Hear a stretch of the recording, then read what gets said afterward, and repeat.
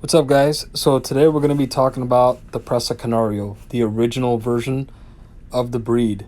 Now, there's so many versions of this dog available. Obviously when it was reconstructed, different breeds came into play to recreate this breed, right? So there's several different variations of the breed. So, if you prefer one of those variations, that's fine.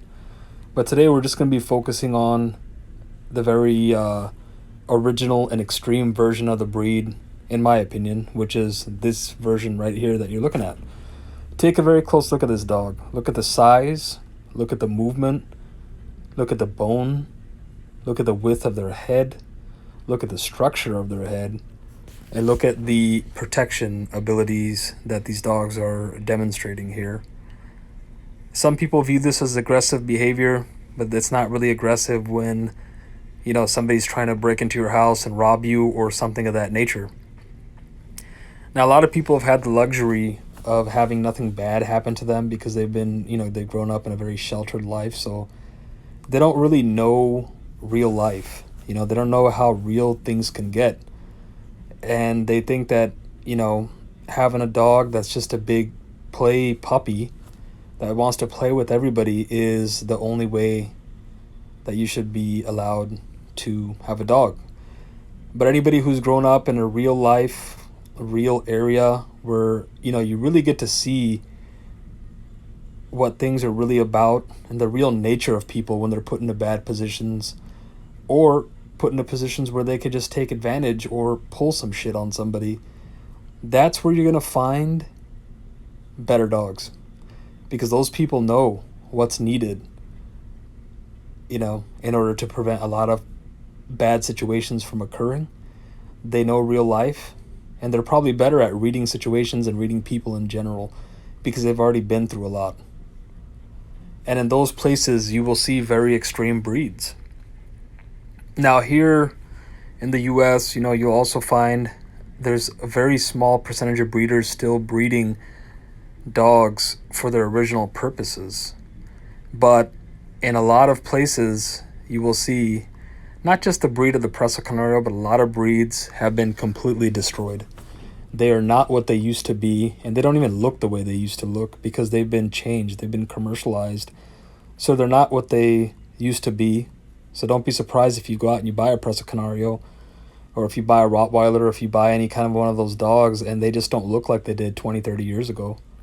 And they can't do what they did 20, 30 years ago. Don't be surprised. So before you do that, make sure you take a very close look at this video so that you know what to look for. This is what this breed's about. It's about being able to guard. It's about not being afraid. It's about size, power, agility, that scary ass look, all combined into one. These dogs were not meant to be cute. If you want a cute dog, go buy a Labrador. But these dogs were not meant to be cute. These are machines here. And you will find maybe 2 to 3% of breeders still producing this version of the Presa Canario, which is very sad, And again, the best places to get these kinds of dogs is places where these dogs are needed.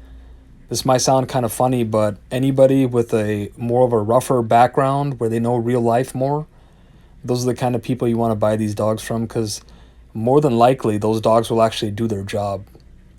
When you go to a place where, somebody's been sheltered and don't really have a real background of knowing about bad things that can occur, they won't really breed these dogs for those types of traits. They'll breed them more just to be a big puppy, like a big Labrador.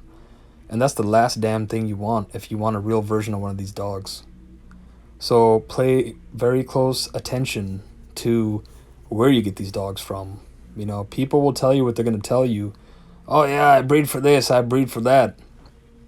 But they usually can't really back it up. And that's what you have to keep an eye on. So what can you do? Pay very close attention to these traits. These are supposed to be some massive dogs, not 70, 80, 90, 100 pounds. That's a joke. Anyways, let me know what you guys think. And have a good day.